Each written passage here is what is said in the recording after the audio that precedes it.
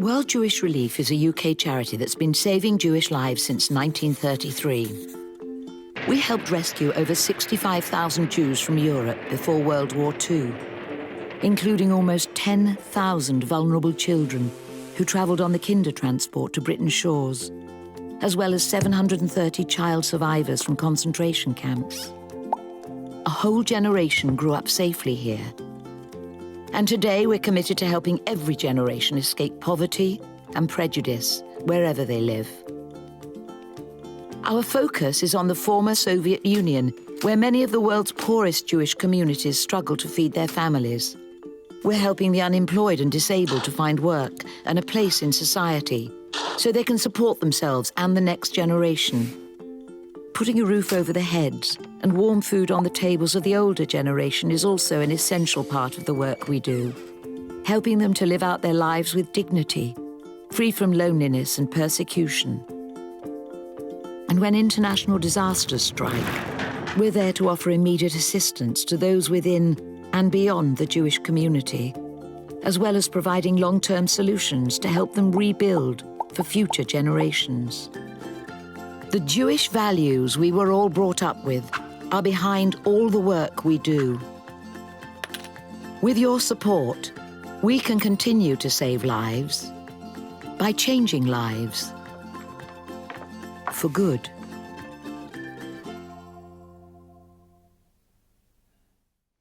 I'm Rafi Cooper, Director of Communications for World Jewish Relief, and we are delighted to be partnering with Jewish Book Week again this year.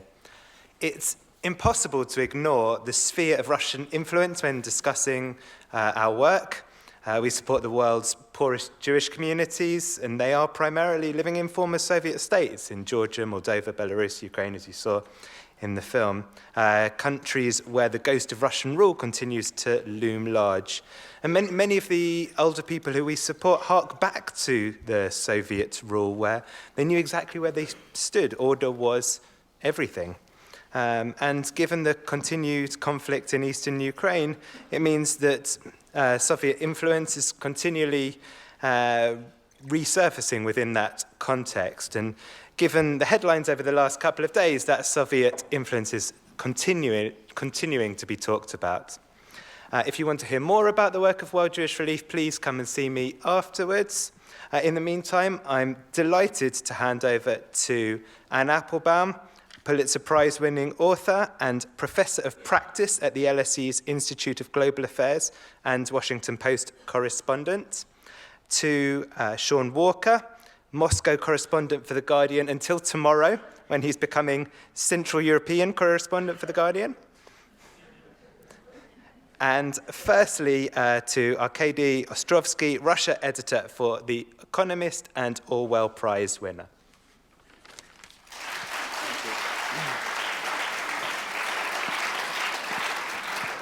Thank you very much. It's fantastic to be back here. I was here 2 years ago in one of the most enjoyable events, and it's one of Britain's, I think, greatest celebrations of books and ideas. And I'm incredibly privileged to have Anne Applebaum, as was introduced, the Pulitzer-winning author, who just had a new book out, which we're here to discuss, Red Famine, Stalin's War on Ukraine. And Sean Walker, a colleague, contemporary in Moscow for some years, for The Guardian, The Long Hangover, Putin's New Russia and the Ghosts of the Past. Just a disclaimer, we're not going to talk, at least to start with, about the latest poisoning in London, but should any of you be worried or particularly concerned, we're very happy to talk about it at the end and try to put it in the context. We do not have any information on the substance that was used or the motives for it. Although we will come to some, perhaps, of the motive. We can guesswork is what journalists do, you know, and we're sort of all journalists. These two books, to me, have one thing in common. I mean, they're different in their genre, they're different in their subject. One is about history and about Ukraine. One is about Russia and its, the Russia that Sean observed and reported brilliantly for The Guardian. But one thing stands out, and that's the word overall, which is history. You will all remember the famous Fukuyama essay, of course, the end of history. We're not going to go into it, it's become a cliche. But the very words, without going into the substance of the end of history, did mean, and was true for a while, that we concentrated after 1989, fall of the Berlin Wall, and then collapse of the Soviet Union, on the present and the future. And the past, in recent years, has come back with, I would argue, with a vengeance. It's become one of the most politicized words. It's become a driver of elections, wars, changes of government, etc. The long hangover which hangs over Russia, as in Sean's book, the Red Famines and Stalin's war in Ukraine, which dominates both Russia's narrative about its war in Ukraine and what's happening in Ukraine, has really brought history into the focus and made it more politicized, I would argue, than more than ever, and not just, of course, in Russia and Eastern and Central Europe, but the very words "making America great again" also turn to history. And the words of probably one of the 20th century greatest political writers, George Orwell, come to mind, who wrote that who controls the past controls the future, who controls the present controls the past. And the past, first in Russia and then in many other countries, has become a great political tool. And has just been, and I hope we'll talk about it a little bit also, in Poland, which 10 days ago passed a law banning the use of the words Polish death camps. The Russians tried to ban the comparisons between Stalin's purges and repressions and death camps with the Nazis, and the list goes on. So I would like to start with Sean's book, simply because it deals with Russia's present, which is also Russia's past. What is the hangover? Well, so I started, the idea of the book was to sort of put Putin's rule into the historical context, right? And so to look at the kind of country that Putin takes over in 2000, this country that has gone through a decade where the Soviet Union collapsed, where even if people were not ideological communists by 1991, they understood the society they were living in, they understood the terrain, they understood the way that life functioned. And so you have this kind of triple collapse of the empire, losing the political system, and losing, the very country that you live in. And through the 90s, which is a time for many people of optimism, but for a lot of people is associated with economic hardship, with not quite understanding what this country is that they live in.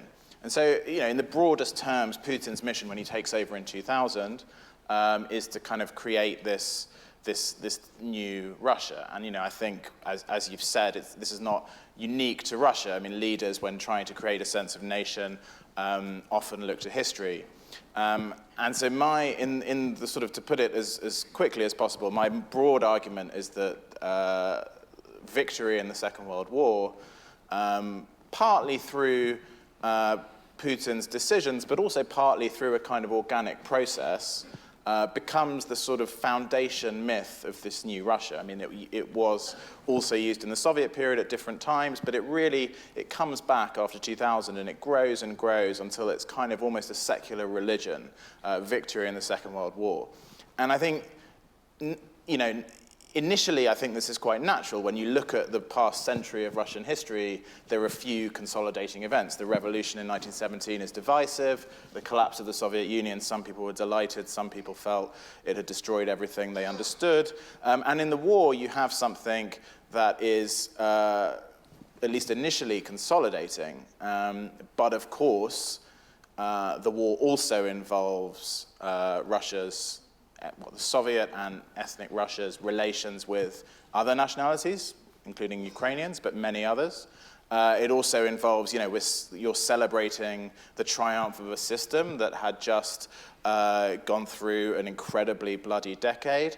So I kind of think that while it's kind of understandable and in many ways not surprising that this becomes Russia's national idea, it kind of warps and becomes very problematic and dangerous.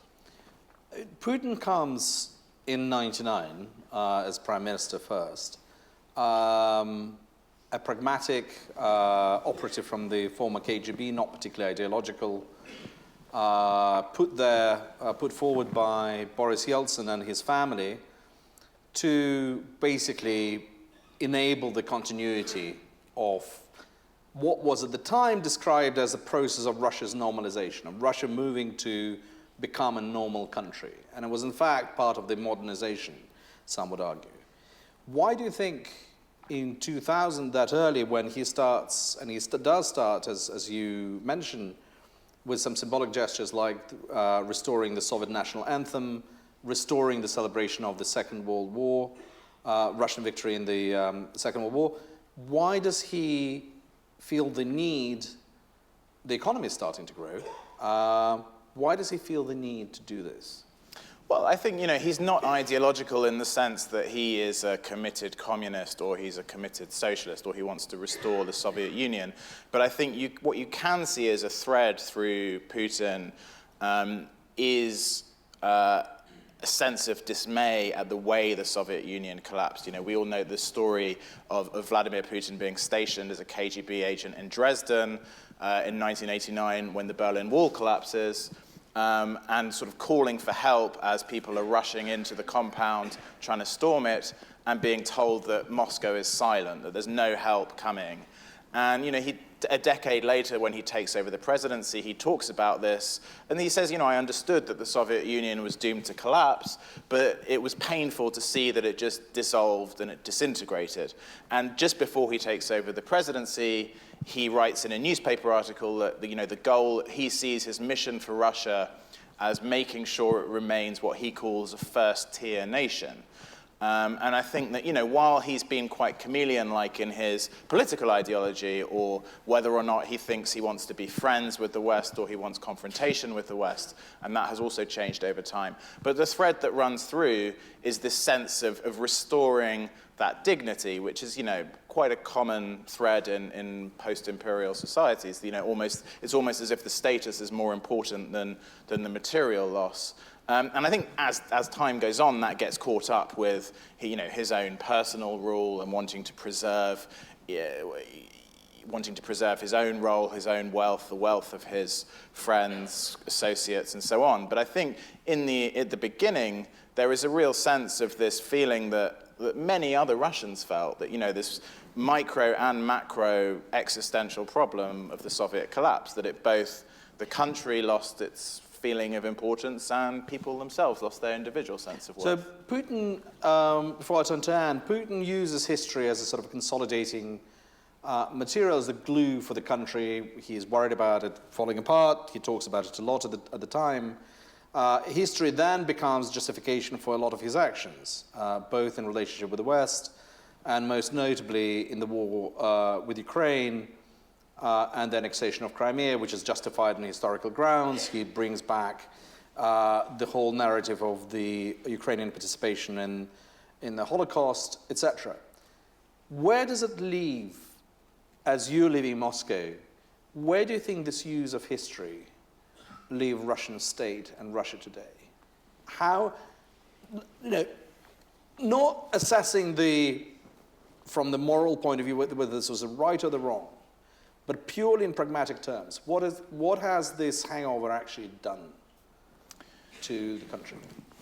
I mean, I think this, you know, my argument about the war being, or the war victory being turned into this national idea, I think it started off as a consolidating device. Clearly, it's, you know, this idea of a strong Russia, a Russia that triumphed an adversary, almost a martyr-like narrative, as I say, almost like a secular religion. I think this initially kind of runs in parallel with support for Putin. And, you know, you support the memory of the strong Russia, you support the current strong leader standing up to the evil United States or whoever it may be. My sense, kind of, as we go into this new election in a couple of weeks where, you know, Putin's going to win, he's going to be there for another 6 years. But, you know, and I'm sure, or you would maybe agree, be interested to know, but, you know, my sense when I'm traveling around the Russian regions is that, you know, actually, support for Putin, while it is very high, it's largely predicated on there being no alternatives. And the sort of euphoria and the nationalism that we saw in 2014 around Crimea, around the war in eastern Ukraine, that really did boost Putin's support, but that's a limited resource. It's kind of dying down now. You can't, you know, 2014 annexation of Crimea versus being able to afford enough food is not going to last forever as a motivational device. But I think the stuff about the Second World War and this, you know, which is really, I mean, you know, it's really drilled in. I mean, you know, many countries have hang-ups on the Second World War, and you know, we're in one right now as well. But I think what's happened in Russia is that this narrative of the war, questioning any aspect of a black and white Soviet war narrative, has become the equivalent of sort of Holocaust denial in the West. And it's really become something that is a civil religion. And I think even if we imagine a situation where Putin leaves the Kremlin, or, you know, some kind of protest erupts and Putin is removed from the Kremlin, this narrative over the last 18 years has become such a part of Russian identity that I think it's going to endure. Anne, you write about the subject which is both basically shaped the past few years. Ukraine, Russian policy, Soviet policy towards Ukraine. It's a fantastic book. I couldn't recommend it highly enough because it really does go into history, and it does explain some of the things that haven't been talked about, and in many ways it is a historical work. But as you write in the introduction to the book, you kind of stop yourself, then you carry on saying, it would have stopped here, but I had to go further because I'm writing it at the time of this conflict. It falls onto the political ground. Can I ask you first, why and when do you decide to write a book about Holodomor, the famine of 1932-33, which the Soviet Union exerted over Ukraine and some other parts, which you don't go into, you know, Kazakhstan and some parts of Russia? Right. So first of all, yes, thank you. The book was, I did decide to write it in 2011-12, which is well before Ukraine was interesting. And even my publishers and literary agents pointed this out to me, and they said, maybe you should, you know, reconsider your subject. And then 2014 happened, and I became so caught up in writing about Ukraine that I couldn't finish my book on Ukraine. And I might even have missed the moment when it ought to have come out, which was 2014. But just picking up on what Sean said a second ago, one of the problems with Russia's reinvention of itself as a repoliticization of its memories as the great victor of World War II is that other countries around Russia, including ex-Soviet republics like the Baltic states and Ukraine, have different and more complicated memories of World War II, and they don't remember the, you know, May 1945 as a moment of great triumph. The Poles and the Balts remember that as the beginning of a new Soviet occupation. You know, throughout 1944 and 1945, there was a terrible civil war in large parts of Ukraine, in which very bloody fights between Poles, Ukrainians, Soviet, and German troops have left a very different set of memories behind. Most people in Central Europe, certainly Poland and the Baltic states, remember the war beginning in 1939, and actually, as we here in this country do as well. The Russians think it began in 1941, which is when Hitler invaded Hitler invaded the Soviet Union, but they don't like to remember 1939, which is when Stalin and Hitler simultaneously invaded Poland. Hitler first, and then 17 days later, Stalin. And so by celebrating this moment of what was really in effect imperial triumph, when Russia, and the Soviet Union were at their greatest extent, when there were Russian troops in Berlin, when they controlled half of Europe, they immediately come into conflict with all the nations in the rest of the region. And that's been a problem, I think, for Russia and for the region for a long time. Ukrainian memories of the Soviet Union are very complicated, and the nation is, until recently was in many ways quite divided. Different parts of the country, different social groups even had different memories of Soviet history. Western Ukraine has one set of memories, Eastern Ukraine somewhat different. And my book about the famine is, there's a way in which the famine, I think until recently, when it's been supplanted by more current events, the famine almost played a role in Ukraine, a little bit like the one you describe, the war playing for Russia, which is the famine is the one piece of Ukrainian history that everybody remembers more or less in the same way, and everybody remembers that it was bad. Whereas if you talk about World War II, it's more complicated because there was a Ukrainian independence movement during World War II that was crushed by the Soviet Union. That's complicated. If you go farther back in history, Ukraine was divided into different empires, but the famine actually is the one thing that everybody remembers, and they can agree that it was a terrible thing, and they can agree more or less. And it gets talked about even when, in the 80s and 90s, during the perestroika times, when the Russians are not talking about it so much. Right, and the famine also has a particularly odd the historiography of the famine is also particularly strange because the famine is something that was after it happened, while it happened and then immediately afterwards. The famine was never spoken about in public in the Soviet Union. It was completely silenced. So much so I have a chapter in my book that talks about pressure put on Western journalists not to write about the famine, and some who, eager to curry favor with Stalin, Western journalists who denied the famine in 1933 when it was happening. And so because it was so silenced for so long, and also because, and as I explain in the book and show in the book, in some ways it was an attempt to weaken Ukraine as a nation and weaken the Ukrainian national movement. So it's also tied up in people's memories with the memory of the Ukrainian Revolution of 1917, of the cultural flowering of the 1920s that was then crushed, and so on. So it has a wider significance. Because it was crushed, and because it was then the first time it became possible to speak about again was in the late 1980s and very early 1990s, it's also tied up in many people's minds with Ukrainian independence, and with the independence movement that was revived in the 80s and 90s, and which eventually resulted in Ukrainian independence. So it has an odd role in Ukrainian memory too. You wear two hats in a way. You are a historian. Esteemed historian who won the Pulitzer for the Gulag book, but you're also a journalist. You're a columnist for the Washington Post, and sort of you sort of as in 2011, 12, when you're writing the book, you sort of exist in in your book and history, and things are starting to sort of unfold in Ukraine. I mean, to what extent? When do you think these two narratives start coming together, and to what extent do you feel the subject of your book, history, becomes the sort of gets actualized, if you like, through what's happening on the streets in Kiev in 2013? Well, when I saw that famine memorials in Donetsk, this is in eastern Ukraine where the fighting is, when I saw that these so-called Russian separatists, who were often just Russians, fighting in the east, had defaced a famine monument in the city of Donetsk, that's when you realize that the famine is part of some kind of argument between Russia and Ukraine.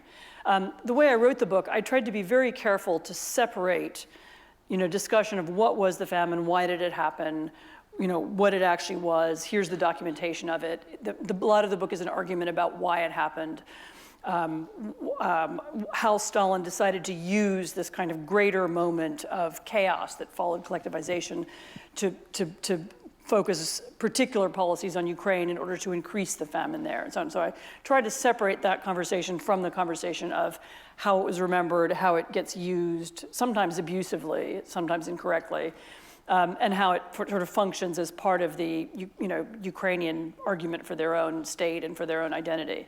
So I did try to keep those two narratives separate, and they're deliberately kept separate in the book. And I explained in the beginning, I'm keeping these separate, but I'm sure there will be. I'm sure there will be people who will dispute the way that was done.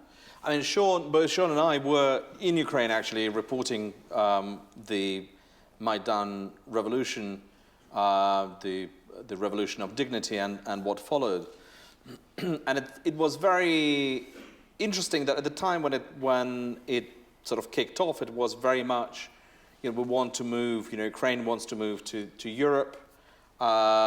Disclosure, Radek Sikorsky, Anne's husband was one of the engineers of the association agreement between Ukraine and the European Union, feeling it was absolutely vital, and I think rightly, for the health of the European Union to have association with Ukraine. But it was very much sort of a forward-looking movement. The revolution was very much forward-looking movement, and if Ukraine was breaking away from something, it was not just even Russia, it was the Soviet past. I think it remains a forward-looking movement, actually. I mean, one of the interesting things, and this is maybe more than you all want to know, but the famine as a sort of subject of martyrology and monuments and memorials and so on was much more important to Ukraine a few years ago than it is now. I mean, it's kind of actually become less important as Ukraine is facing a real crisis, namely a war with Russia. And as there's this real, modernizing movement, I'm not saying which may not have won yet, but there's certainly an identifiable reform, modernization movement, of which many young people are members, and which seeks to make Ukraine into what they would call a European country. And while thinking back to something you said at the beginning, this movement for modernization, reform, improvement, anti-corruption is not really about history. I mean, you don't have the same feeling that we're martyrs, we're angry, we need to focus on the past that you had a little few years ago. I think Ukraine has slightly moved beyond that now, although as we now know, everybody can go backwards again. Just before we move to the sort of current uses of history, there is an elephant in the room for anybody who studied or read about Stalinism and history. The sort of mainstream argument in Russian history, in a lot of Western historiography of Stalin's repressions and purges, including a fantastic book. I wish we could have him on the panel. Yuri Slyoskin's brilliant book, The House of Government, which has come out last year. Probably the most intellectually powerful book about the nature of Stalinism that I've read in a long time. They don't talk about the Red Famine, that was very much a Ukrainian argument, as an ethnic policy, saying it was a class policy, it was the extermination of the class of the whole layer of peasants who could not be converted to what Slyoskin describes as a millenarian movement. This millenarian group comes to basically captures the state, and then they have to convert all these places into its millenarianism. Ukrainian peasants were just the same as there was a famine in Kazakhstan, of course, where proportionally even more people died. There were places affected in Russia. How do you judge, having written this book, the degree to which this was a policy directed specifically at the Ukrainian ethnicity? So the way I look at it, when we can speak very generally about Hitler's atrocities, and that means all kinds of things, attacks on gypsies, the occupation of Poland, the occupation of France. We speak very, within that narrow, broad category of things that Hitler did, there's a narrow category, still, which is the Holocaust. And that also has a specific history and a specific story and a specific set of actions attached to it. And I would say that I look at the famine the same way. There was a larger Soviet famine, there was collectivization. You're absolutely right, it was about proletarianizing the peasants, destroying their independence, Sovietizing them, making them part of the state, making them reliant upon the state, destroying their, getting rid of their land. But within that general process, there was a narrower thing that happened, a set of decisions that Stalin took in the autumn of 1932, which seems to hit, which we know was, which were all either only directed at Ukraine or partly directed at Ukraine. There were a series of special circumstances. Villages and towns and farms were blacklisted. There was a kind of cordon drawn around Ukraine. There was an assault, simultaneous assault on the Ukrainian intelligentsia. There was mass arrests. There was, But there were arrests of Russian intelligentsia and the Persians in Russia. But that was late. But the famine happened simultaneously with the erasure of the Ukrainian intelligentsia, the artists, the writers, also the Ukrainian Communist Party, and that happened all in 33 and 34. And this seems to have been, well, not seems to have been, I mean, Stalin said at the time, we need to take special measures for Ukraine. Ukraine is a problem. And the book is an explanation of why he had this in his head. And this is because Ukraine in 1917 had its own revolution. It had tried to establish independence then. A lot of Ukrainians had never really given up on that idea, and he didn't trust the Ukrainians. He was always afraid of a new peasant revolt that would harm Moscow. And of course, there's a weird irony here, which is that Stalin was afraid of Ukraine. He thought that Ukraine, turbulence in Ukraine could bring down the Soviet Union, which is, of course, what happened. I mean, in the late 1980s and early 1990s, Ukraine created a new independence movement. It declared independence. It then refused to join the post-Soviet organization, and that was, in fact, the end of the Soviet Union. I mean, it wasn't the only factor. Well, I would argue with that because it was one of several factors. I mean, you may not want to go into this, but it was one of the elements that brought down the Soviet Union. So in that sense, he was right to worry about Ukrainian independence. You're right that in terms of political prisoners, in fact, the proportion of Ukrainian nationalists was very high.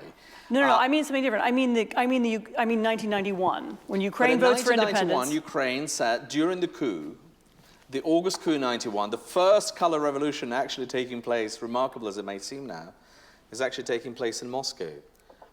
In August 1991, people come out in front of the White House to defend Gorbachev, who's imprisoned in Crimea. And the Ukrainian Communist Party is sitting on the fence, not knowing actually who to back.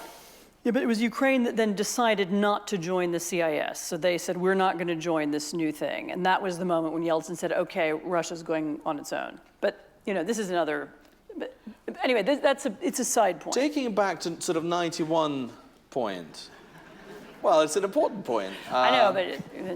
I would argue the Soviet Union falls apart as an empire because the center in Moscow decides it's not in its interest to keep. Yeah, no, I think that's true. I think that's true, but it was also, one of the factors was Ukraine's refusal to join the CIS or whatever the new institution, post-Soviet institution was going to be called. And from that moment onwards, it's a very important moment when countries like the Baltic states, Georgia, Ukraine, once it's clear who's won in the coup of 91, that Yeltsin has won, this sort of anti-Soviet and some of the nationalism becomes a driver for modernization, isn't it? I mean, it's basically nationalism, away from the Soviet Union becomes one of the main elements of state building around the Soviet Union. Today, we see the opposite. I mean, it's very important for Poland. It's very important for the Baltic states. It's important for Ukraine, for Georgia, etc. Today, we see the opposite.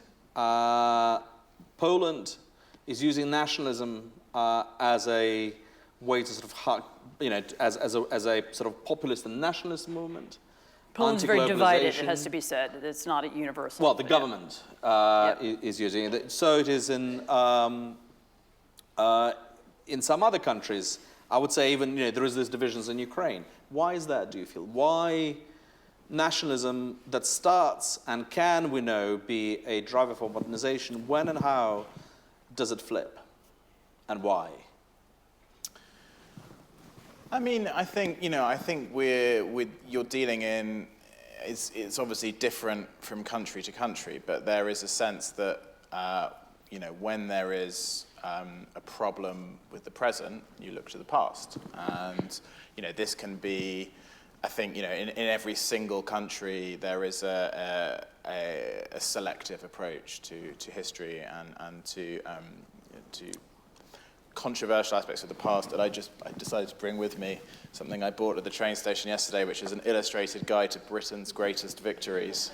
Yes, we'll make Britain great again as soon as we get out of break. So this is not.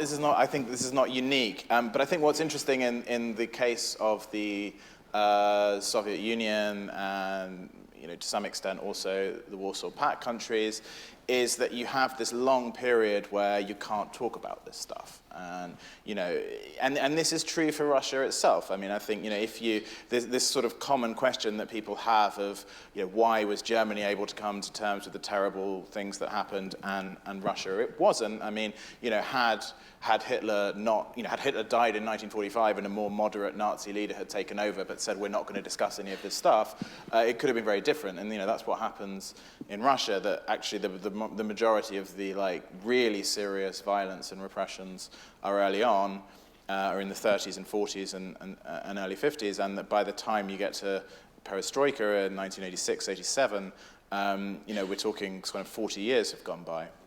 And I think the same and a slightly different dynamic happens in places like Ukraine. So, for example, if you take the nationalist wartime Ukrainian movement, and this figure of Stepan Bandera, who comes up in 2014 as a sort of an icon of part of the protests in Kiev, who is a controversial figure who sort of led this movement that was in many ways a fascist movement. But the problem is that because nobody's been allowed to discuss this for 40 years, he has gone down as a hero because he opposed the Soviet Union.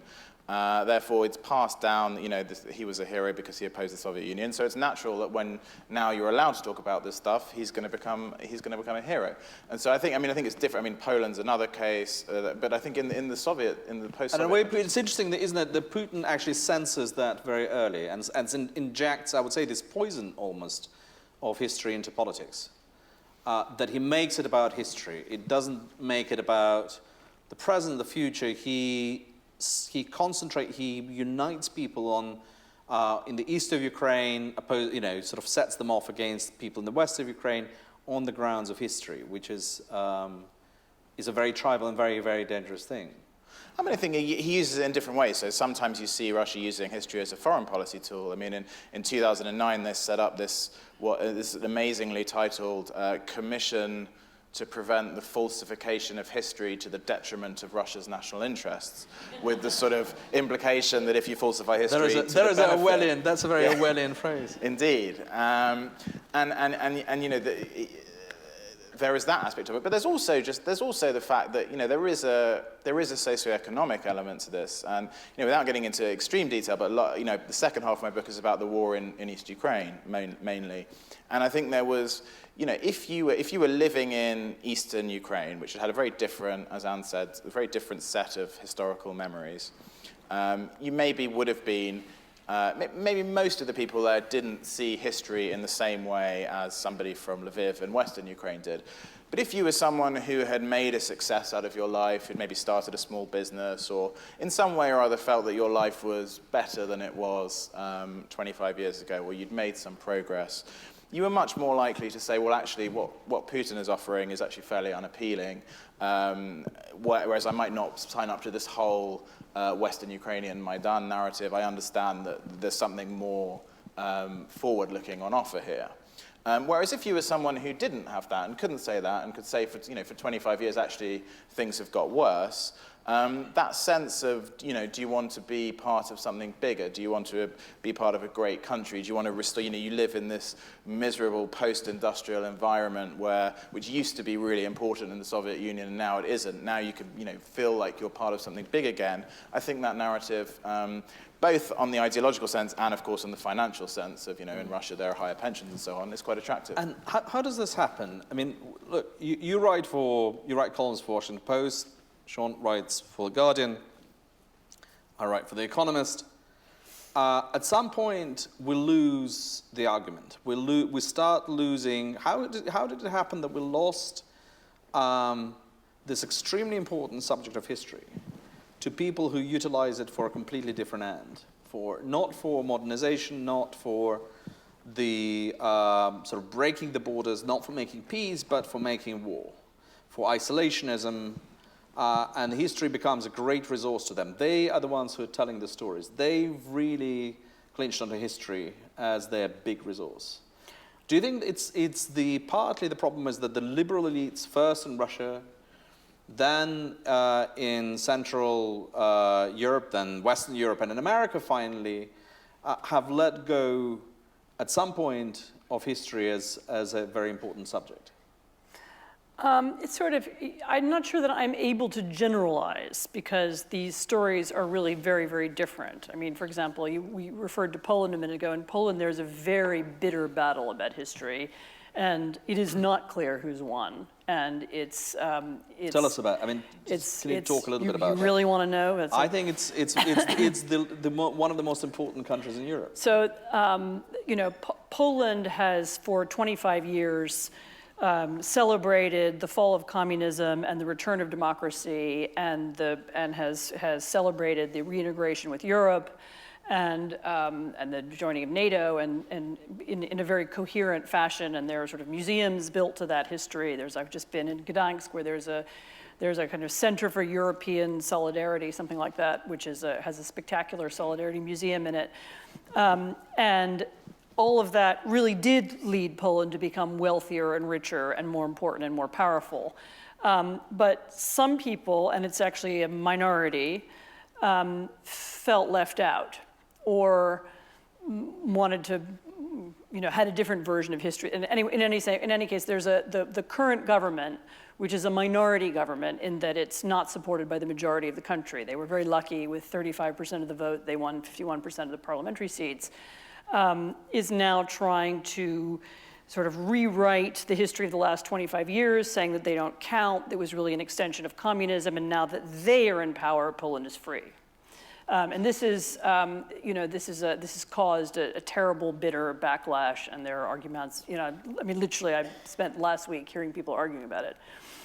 But it's an illustration of how people can try to use history to do politics. They're making an argument that 1989 was a farce and Lech Wałęsa was a secret agent, and what we need are laws that will ensure that people respect Poland, and this is how they came up with this, very similar actually to the Russian law that with that wonderful long name you just yes. described, saying that people are not allowed to insult the memory of the Polish nation, something like this, which is unenforceable and ridiculous and won't work. But anyway, they feel they need to do it as some kind of.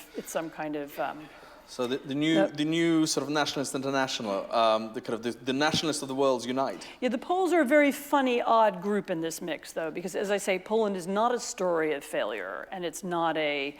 And even the people who were left behind are mostly angry because they didn't get political jobs. So it's more.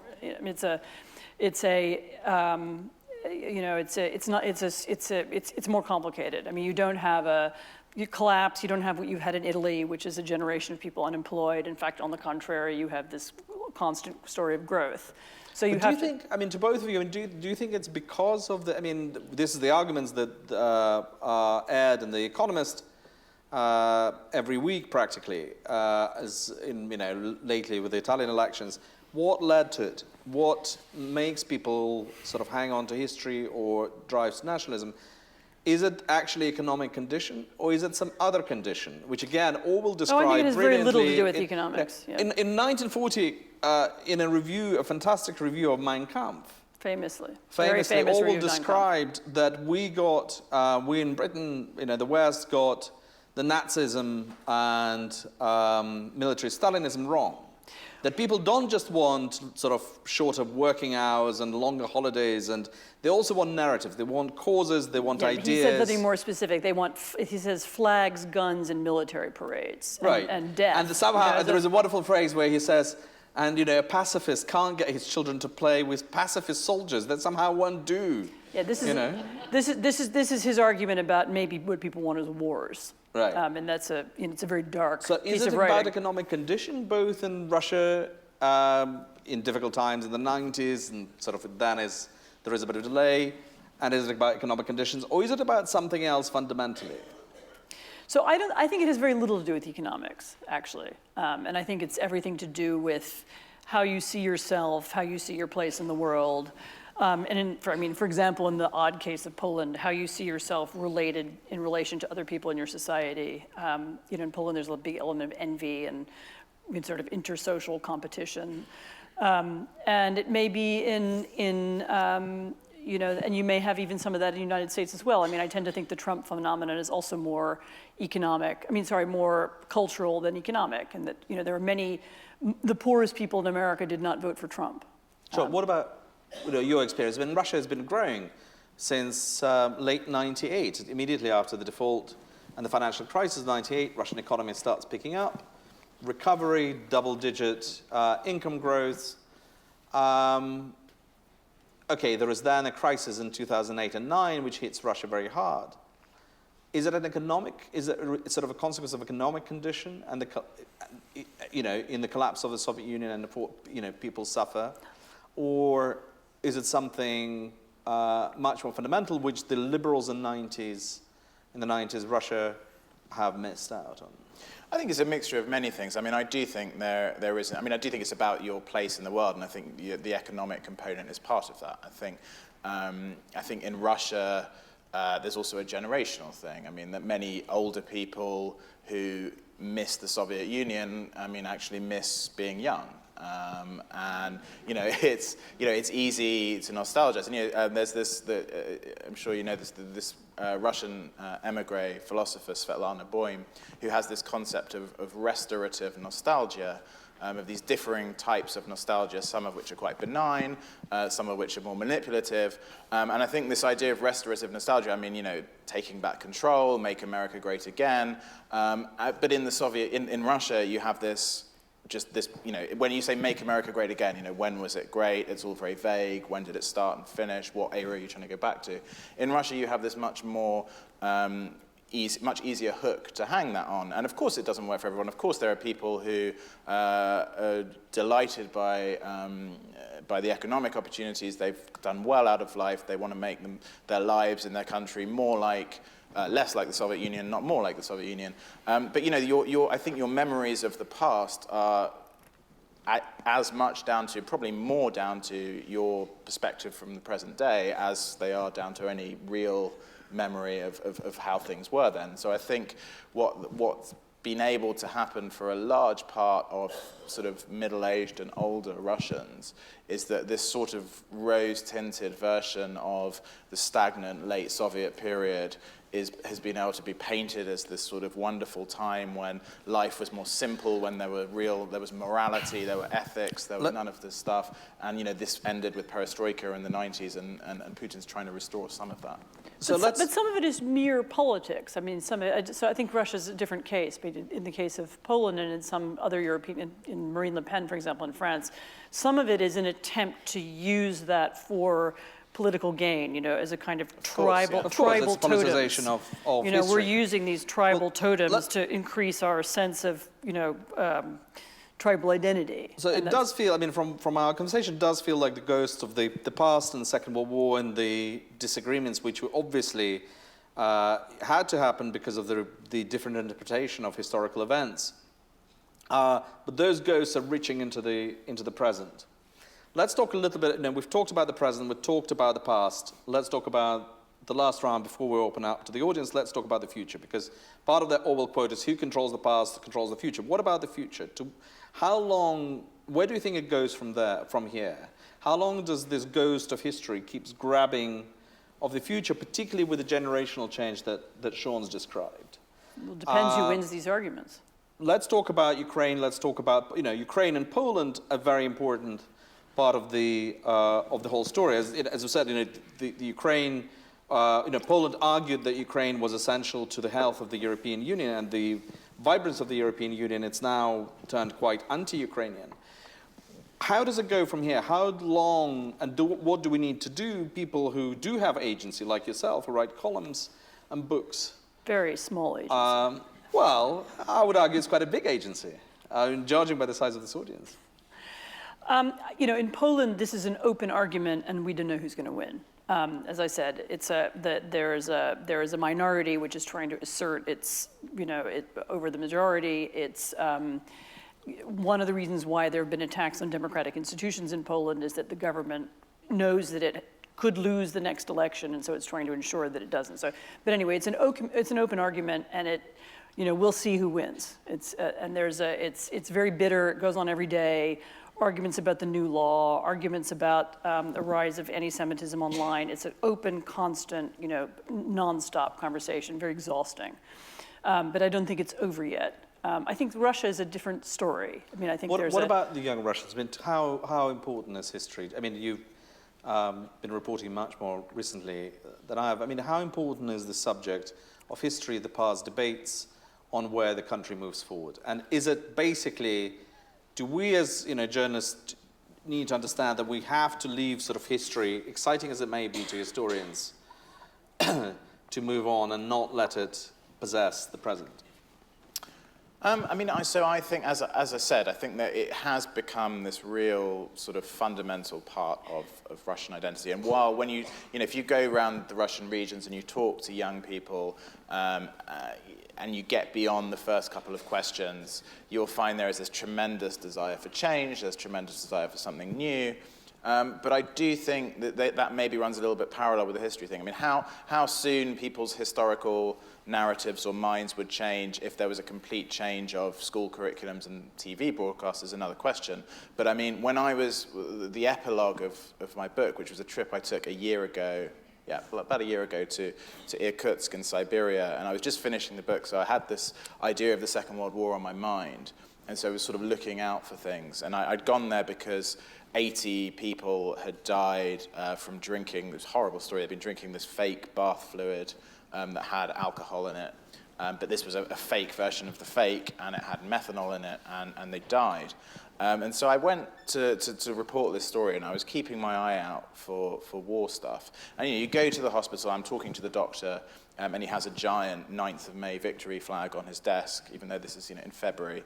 I come out of the hospital. Early. Yeah, come out of the hospital, the ambulance outside the hospital has 1941 to 1945 written on it. I get into the car, the driver's listening to a radio documentary about the fall of Berlin. You open the newspaper, there are 3 giant articles with no apparent sort of news reason about the war. And you just get the sense that this is sort of biting away at your subconscious from kind of 1,000 different sources. So, I think that could, I think that if the messaging changes and if there is a more open discussion, perhaps if you ask this question about 1980s Soviet Union, nobody would have foreseen the kind of debates that people were having in 1987, 1988 in the Soviet Union. So of course it's not there forever if there's a change in narrative. But I do think it's something that's quite deeply set in the Russian case, and it's not just a generational thing. I don't think necessarily sort of a whole new generation of Russians asking questions about the Stalinist past and the sort of darker sides of Russian history are kind of naturally going to come along. Well, it sounds like we'll have to continue to deal with the past and resolve it one way or another to move forward. Been a fantastically patient audience. I'd like to open it to the audience to ask questions. So there should be I presume, some microphones, and we have some lights now. Fantastic. I think the gentleman at the back was the first to raise his hand. We don't have the lights shining in our eyes like the KGB used to do. Yeah. Thank you. You didn't talk much about the role of religion, and it goes even further back than the eras you were talking about, but really powerful narrative of Moscow as the Third Rome, this kind of thing. What's the role of the modern Orthodox Church in all the the discourse that you're talking about? I'm going to collect 3 questions, I think, at once, and then so I haven't got a very good eyesight. So I think there's a lady here at the front. So forgive me if it's not any praise, it's just I have a terrible eyesight. I had a question for Sean, and firstly, I just finished your book like 2 days ago, and it was awesome. I'd really recommend it to everybody because it was brilliant.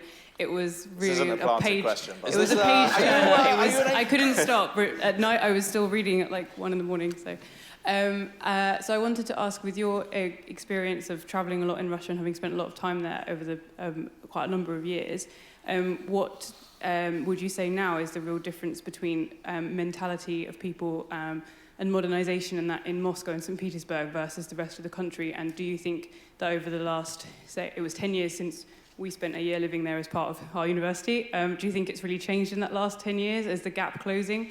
Or do you think it might close in the future? Or is it going to stay as it is? And I'll take a third question. I think there is a person there, there's a lady in the middle there.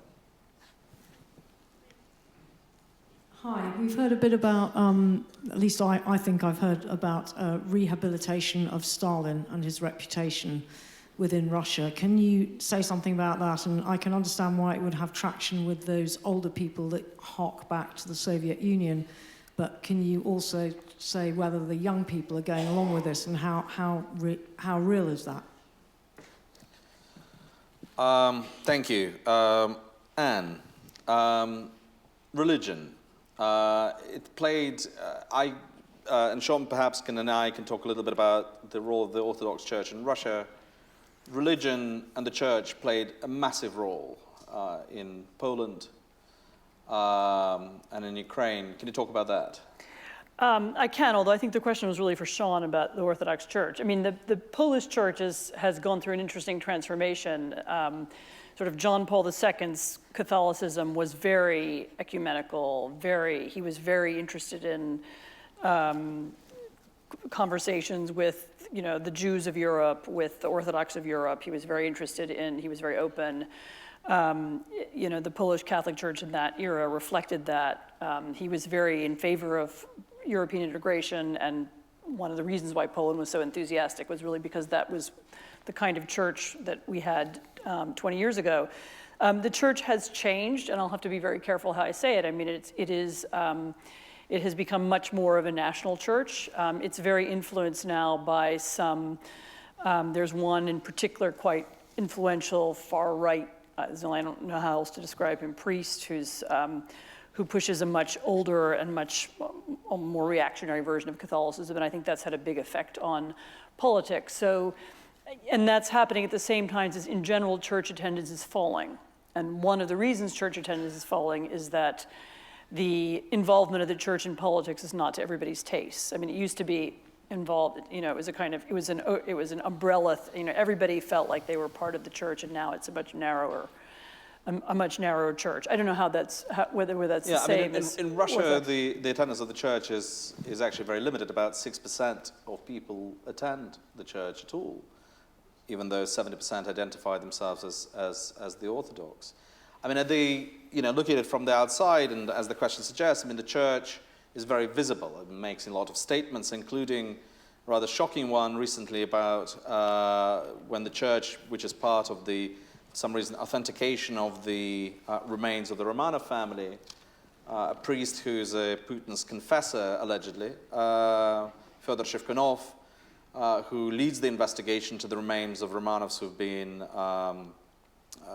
made saints by the church, said one line of inquiry the church should pursue is whether this was a ritual murder, which in Russian and given the history of Russian anti-Semitism brought some really quite horrific memories. How important is the church, do you think, in this whole politicization of history?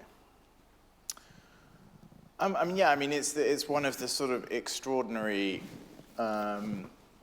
oddities, I guess, of post-Soviet life, that you have the official church seeming to kind of march in step with the government in hushing up or glossing over what happened during the Soviet period and specifically the Stalin period, which actually targeted the church perhaps as much as any other groups.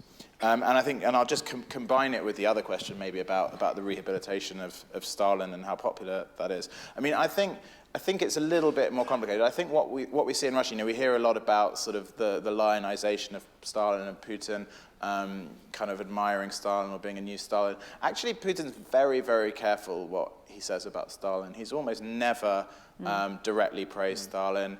Dmitry Medvedev, who was sort of the figurehead liberal president for 4 years, actually condemned Stalin directly on occasions. I think the goal of Putin has attended that memorial for the victims of Stalin purges. And that was something new again. That was quite recently. But I think the main, and again, he's quite flexible with this. He's aware that he's talking to different constituencies, that Russians have different views. But I think within this broader narrative of the war and needing to retain legitimacy for that victory, I think the goal is to neutralize Stalin. So he's not a great leader, but he was the man that modernized the country and that won the war. And, yes, there are excesses, and yes, it was bad, but we probably don't need to talk about that. And I think, obviously, that has the side effect that in some parts of the country and among some constituencies, he is lionized, and he is this mythical strong hand that if only he came today, we would get rid of all the corruption, and so on and so forth. So I think there's this sort of delicate tightrope when it comes to Stalin of, on the one hand, if you say Stalin presided over a criminal regime which murdered hundreds of thousands of Russians, millions of other nationalities. That just takes away all the legitimacy of this supposed greatness that you're trying to play off, but at the same time... And the system which is sort of reproducing itself. Yeah, I mean, what are your thoughts on that, Paddy? No, I think, I agree. I think Stalin is is largely sort of a myth. I mean, nobody, they don't want us to see the purges. I mean, the elites definitely don't want to see the purges. I mean, Stalin is important as a symbol of the system which keeps reproducing itself. And one of the main elements of the system is the suppression of dignity. I mean, I think this is the absolutely instrumental part of Stalinism, which sort of lives on. It's the violence. I mean, Russia remains, I think, as a sort of a caste society. It's a segregated estates. And that system, that social system, which rests on the economy of, on the resource-based economy, does rely on violence a lot, and that's what we kind of keep seeing. But it's interesting that one thing which the Russians have banned is the death of Stalin, and there was a lot of comment for the comedy, and there was a lot of comment saying, "Oh, this is an example of Putin and the Kremlin being pro-Stalin." I don't think it is at all. I think it actually this comedy cut very too close to the bone, because as those of you who've seen it, it's actually not about Stalin. What happens when he dies, and it's what happens to the elite when they start, divvying up his legacy, the resources, etc. And the question of succession being absolutely the utmost on the minds of the Russian elite of what happens after Putin, this was just too uncomfortable. It was sort of self-revealing. Sean, question about Moscow and St. Petersburg and the differences across Russia. Yeah, clearly planted. That's a joke. Yeah. Yeah. So I think you definitely the economic improvements of the first two Putin terms, the high oil prices, where even if the system was inefficient and corrupt and problematic, money did trickle down. That was noticeable, not just in Moscow and St. Petersburg. So although, like any country, there's a difference between the center and the regions, and in Russia with this sort of enormous landmass where you can get on a plane and fly 7 hours and you land and it looks exactly the same and people speak the same with the same accents and the same buildings and so on. There are, of course, big differences between the periphery and the center. But even places that I would visit in sort of 2003, 2004, and you would think, oh my God, this is miserable. What do people do here? That there's nothing to do. And you'd go maybe 7 or 8 years later, more recently, and okay, it's still quite miserable, but there would be a cinema, and there would be cafes, and there would be a sense, and there'd be charter flights to Turkey and to Thailand, and people would have gone for a weekend to Prague or something like that. So you did get the sense that that there was this sort of more or less some kind of urban middle class that was developing, not just in Moscow and Petersburg. I think part of the problem with the sort of Russian demographics is that you do have this enormous landmass. You have so much of it that grew up around an economy that can't function in the modern world. So you quite often go to these industrial regions, and you just think there's literally no economic upturn that could make this place into a sort of nice, functioning, normal, regenerated city, because there shouldn't be 200,000 people living in the city in the middle of the icy steppe. In the far north. Yeah, there should be 600 people working shifts to work in the mine. Siberian curse. Indeed. So I think. No, they built cities in places where there just shouldn't be cities. Yeah. Right. Yeah, and how you move people around now. Please, gentlemen, yes. It's taking Sean's point further for him to elaborate upon. After the war, USA population about 230 million, 240 million. Today, 330. Soviet Union, similar size after the war, 240 million. It's lost nearly half its population. What impact does that have, and how does it influence Putin's actions in trying to keep Russia strong, given that out of 140 million, they've got a large Muslim minority, they've got the Chinese, hundreds of millions of people in the Far East, and Far East Russia's being Sinified. Is he fighting a losing battle? Thank you, great questions. Gentleman, I think there. Oh, is it? Yes, so at the back. Actually, 2 questions at the back. Thank you. Question about Ukraine. Do you think it was Putin's intention to destroy Ukraine as a country by annexing Crimea, invading the Donbass, resurrecting the ghost of Novorossiya, stirring up Transcarpathia? And if that was his intention, why did he fail, assuming you think he did fail? I think, yes, the question. Can I ask Anne Applebaum if the plane crash that killed the Polish political leadership has anything to do with the debates you spoke about early on? Thank you. Should we turn to Anne for the easy one? Because she obviously knows the answer to that one. Yes. So those of you who remember, there was a terrible, tragic plane crash in Poland in 2010 that killed the president. And many, mostly his people, or his inner circle, and some military leaders. And the plane was on its way to Katyn, to a memorial where the president was going to lay flowers at the graves of several tens of thousands of Polish soldiers who were murdered by Stalin. And so the plane crash had this horrible, it revived a kind of martyrology in a sense that, we are being sacrificed once again. And it also led to just an extraordinary outpouring of conspiracy theory, which continues to this day, and which I think was actually, although the Russians were initially very shocked, I think, by the crash, and even made some very generous gestures towards the Poles. I think then when they realized how useful this conspiracy theory was, they helped propagate it. And you were attacked for writing a column, which sort of argued.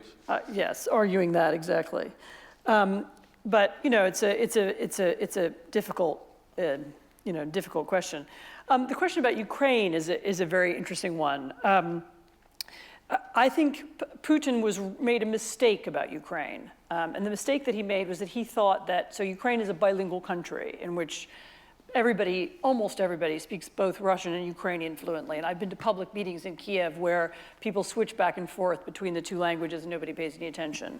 And it's not considered, right or wrong to speak one or the other. It just depends who you are. And I think he made the mistake of thinking that Russian-speaking Ukrainians were Russians, and that if he invaded Ukraine, eastern Ukraine, that there would be a sort of overwhelming, uprising of the people cheering that at last we've been liberated by the Russians. And he had some kind of World War II thing probably in his head, that this liberation will come and they'll be glad to see us there. And yes, I think he did intend to split Ukraine and create an eastern Ukrainian state that was going to be called Novorossiya. And there were maps of it that were put around and books even written about it at the time. Of which historically Donetsk was, of course, never part of. It was, but anyway, the original Novorossiya was something else. But I think certainly he didn't expect resistance, which he did get in eastern Ukraine. And there was a particularly ugly incident in Odessa that it seems to have thrown him off. Odessa of all cities is a Russian-speaking city. He thought, the Odessans would, cheer to see Russian troops coming in, and that didn't happen. And so what they had tried to do with these little coups d'etat all over eastern Ukraine, and it failed. And the perverse result of the invasion has been, I think, as I hinted before, a much more unified feeling in Ukraine than I think there probably has ever been historically. And so it's perversely unified Ukraine and deepened people's sense of what it means to be Ukrainian, in that people now define themselves not necessarily against Russia, but against Putinism in a way that you couldn't really have imagined before.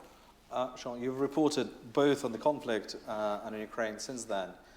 I mean, what's your sense talking to people who actually were fighting on the Russian side and on the Ukrainian side? I mean, I would agree with Anne about Putin's miscalculations, although I think actually a lot of, the move for Crimea was clearly a decision taken directly and personally by Putin. I think some of the things that happened in East Ukraine kind of maybe spiraled out of control a bit, and you had all kinds of you almost had Putin responding to these things that he'd set off without quite realizing what he was getting into. But I do, certainly it's true that Ukraine that there is this new sense of Ukrainian identity, and that Maidan and the revolution in 2014 kind of created perhaps a much broader idea of a Ukrainian nation than we'd seen at any time since independence. But I mean, this trope that Ukraine is now unified, I mean, it's unified except for all the people that don't believe in that, who are sort of dismissed as like, well, these people are sort of hangovers from the Soviet Union, they don't understand anything.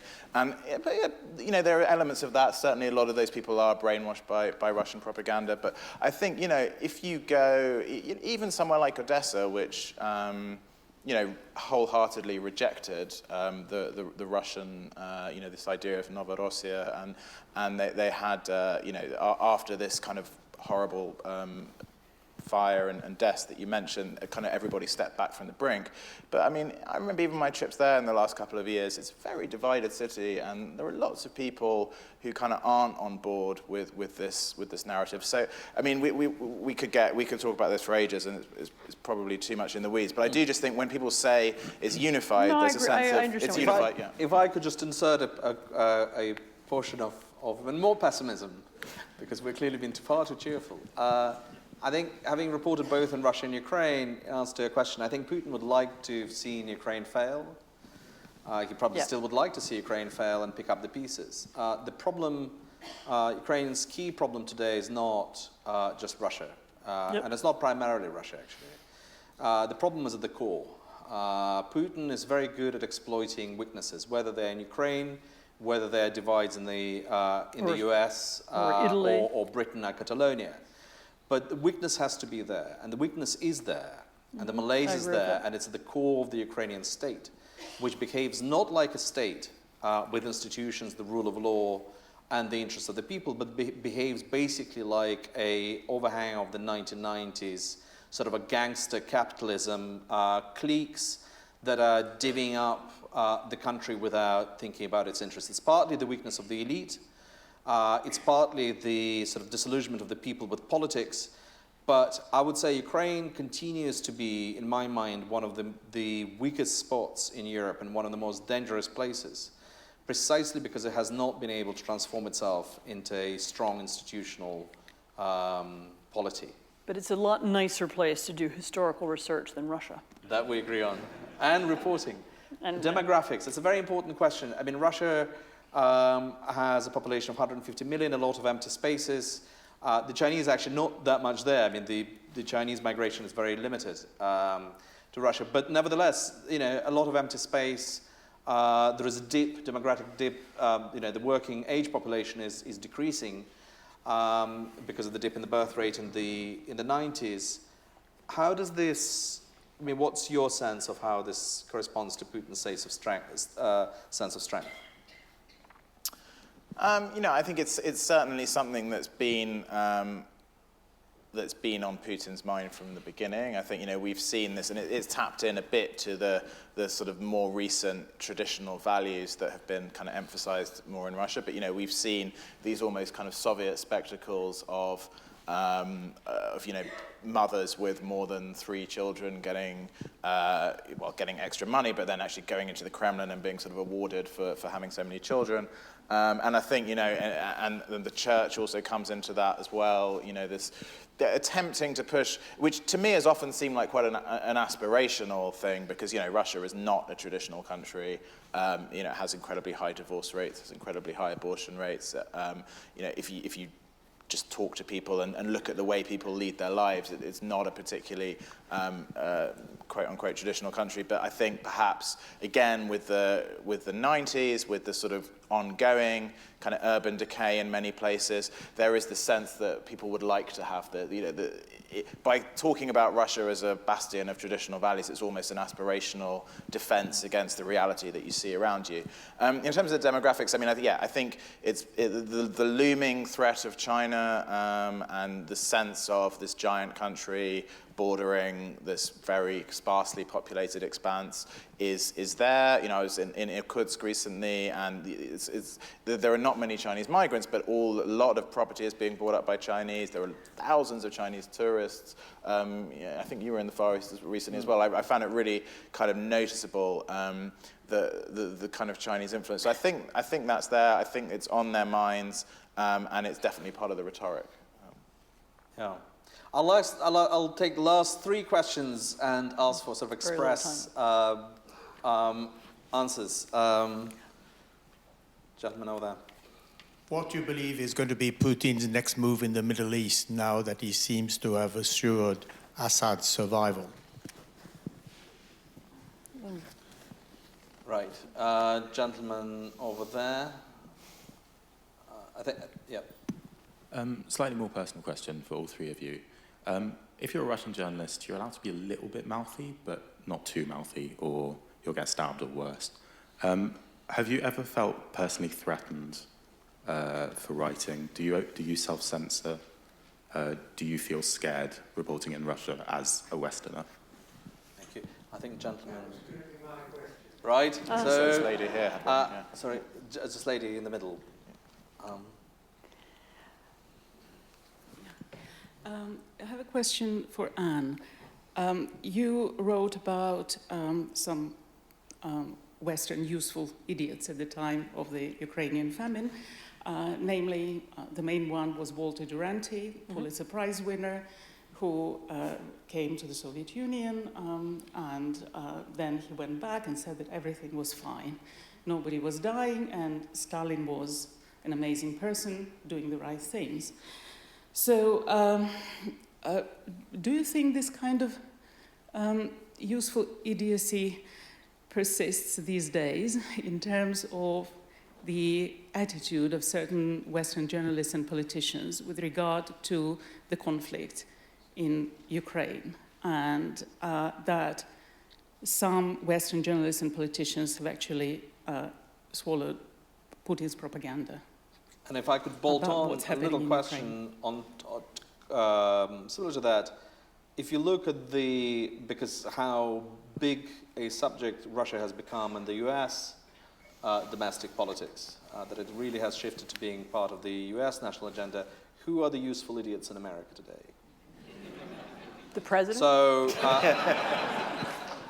you didn't hear that. So we have 3 minutes and 20 seconds left to talk about Trump in the U.S.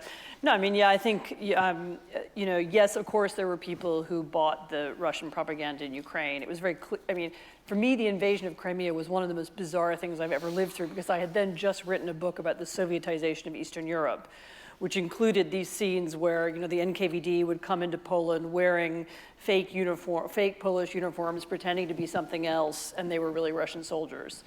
And then I watched literally the same playbook being played out in Crimea, and it was extremely peculiar.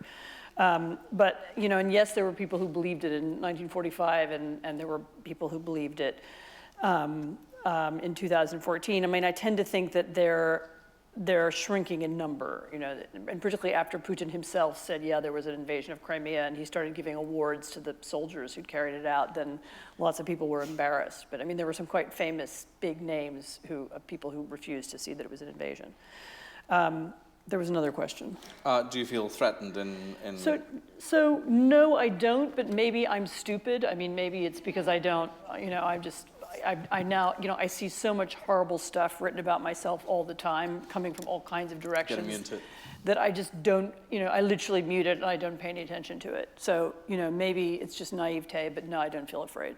Sean, your colleague has been subject of harassment. Luke Harding, did you ever feel threatened?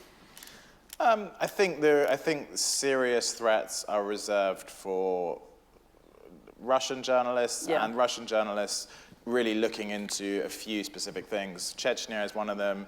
Corruption on a regional level is another. By and large, Putin doesn't sit in the Kremlin with a list of journalists working out who to kill. The people that do that are sort of people who feel their very specific financial interests threatened, or possibly Kadyrov in Chechnya. Just a quick thing I would say is that I think more than any physical threat, the thing that that got to me working in Russia is just the sense, even among some of my liberal friends, that there is no such thing as a real journalist, and that we're all, this sort of friendly camaraderie. We've got our line, you've got your line. We know what you're doing. That's fine. Self-censorship? Did you ever self-censor yourself? Not that I'm aware of. No, I think no, I don't think so. And I think actually the Russians, they'll rant and rave about it, but they're quite tolerant of the stuff we write in terms of actually. I don't think we're really that big a problem for them. No, and I for myself, I can say now I'm Russian. I'm both Russian and British. I was born in Russia. My family still lives there. I never felt threatened as a journalist in terms of, and I think Russian journalists are much braver, and we are fantastically privileged to be protected by our institutions. In terms of self-censorship, I would say yes. There is censorship. I mean, from experience, I can tell you one thing, which possibly goes to previous question about Duranty. One of the stories that Putin's rule started with was the bombing of those apartment blocks. If you as a journalist start really questioning and going into that story, you cannot actually carry on writing about the country anymore. Not because you fear for your safety, but because almost anything else you would write will make it totally irrelevant. Because if these people really did kill hundreds of their own citizens in those apartment bombings, then all your articles about economy, geopolitics, politics are totally irrelevant. And there is a mechanism, a psychological mechanism, which was described by a great Russian writer, Lydia Ginsburg, that people cannot bring themselves sometimes to face to what's happening because they have to carry on doing it. And I think these stories carry on, and a lot of Russian journalists self-censor themselves, not because of fear, but because if they were to write about torture, killings, etc., they will not be able to carry on their lives. A question about the Middle East and Assad. Very quickly, we're almost out of time. What's Russia's next move in Syria? So very quickly, I did a trip with the Russian army to Syria in September. It was kind of fascinating to see actually just how deep the Russians were in. We've seen more evidence of that with this extraordinary story of these private military contractors being killed en masse recently. I think, on a very simple level, Putin has succeeded, and as you say, Assad is still the leader, and nobody thought that was going to be the case just before the Russian intervention. But I think he has taken charge of this now, and it's going to be a mess for Russia. And there are so many players in Syria, all with their differing interests. We've seen Putin try to convene the Sochi conference to be the sort of savior of Syria. That hasn't worked, and I think it's going to be quite a tricky path out. And how does Russia extricate itself from Syria? I have no idea. It's going to be very difficult. Neither does President Putin, I think. Nope. No, it is. I agree. It is going to be very hard. I think Russia is not in the business of state buildings. And Syria could yet, and I don't wish it, play the same role for him and for Russia that the invasion of Afghanistan in December '79 played for the Soviet Union. It's overreaching. But having said that, we are out of time. We've been going for nearly an hour and a half, and you've been absolutely amazing audience. Thank you so much for your questions. I'd like to, could you thank Anne Applebaum and Sean Walker, and the two great books, which they will sign for you, and I will sign The Invention of Russia, which I've written a couple of years ago, and enjoyed my own time in this audience. Thank you.